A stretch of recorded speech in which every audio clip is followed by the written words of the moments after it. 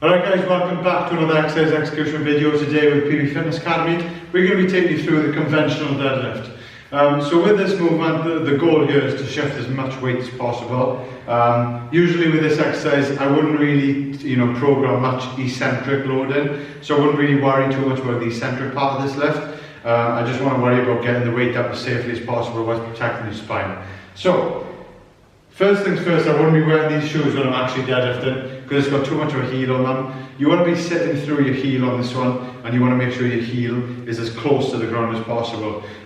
When you're loading up the bar a lot and you're pressing a lot of weight through the heel with shoes like this, they will actually cause compression in the shoes, and it might be difficult to actually have a bit of stability there, and you don't want to be wobbling about on your shoes when you're trying to shift big weight. So you want to take off your shoes or use flat-soled shoes on this one.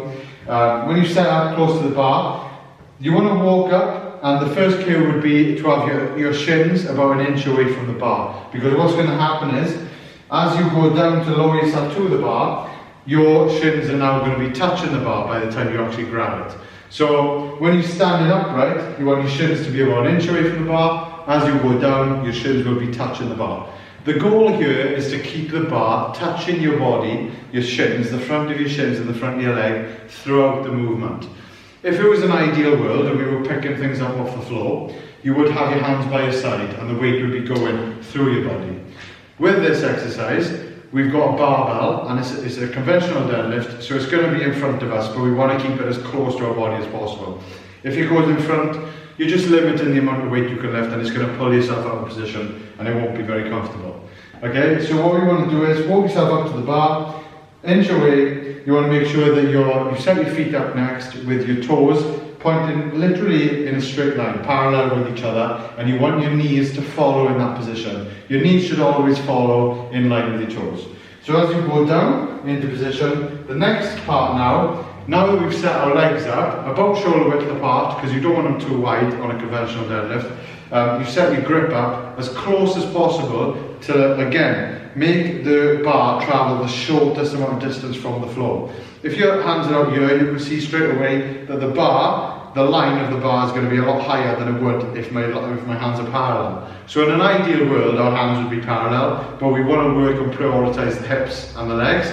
So you set your legs up first, and then you bring your grip in as close as possible without pushing your knees together. So as we set up inch away from the bar, go down, find our grip. The next part now is establishing where our hip feels strongest to start and initiate the movement. We don't want to have our hips high, that's more of an RDL, and we don't want to be sitting too low, because as we pull, we'll be wobbling all over the place trying to find it. This will come with practice. So again, now we find that position, we make sure our spine stays neutral throughout. You can have a little bit of an arch in your upper thoracic spine. We don't want to encourage that though, because that would come as you advance.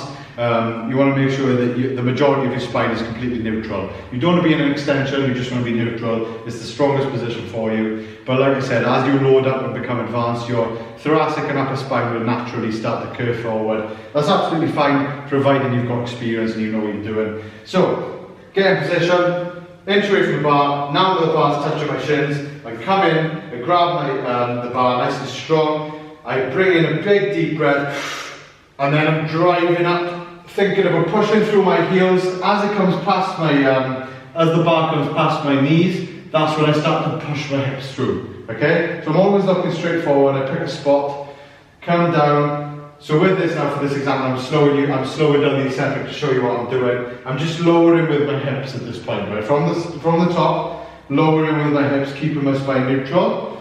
Okay, as it goes past my knees, I'll start to bend my knees. You can't bend your knees when the bar is above them, because if you bend here now, it's going to make sure that the bar has to travel up to come back. So what you want to do is, when you're at the top for the eccentric, is break with the hips, like an RDL, and then as it goes past your knees, you can use your knees to bend down to the floor.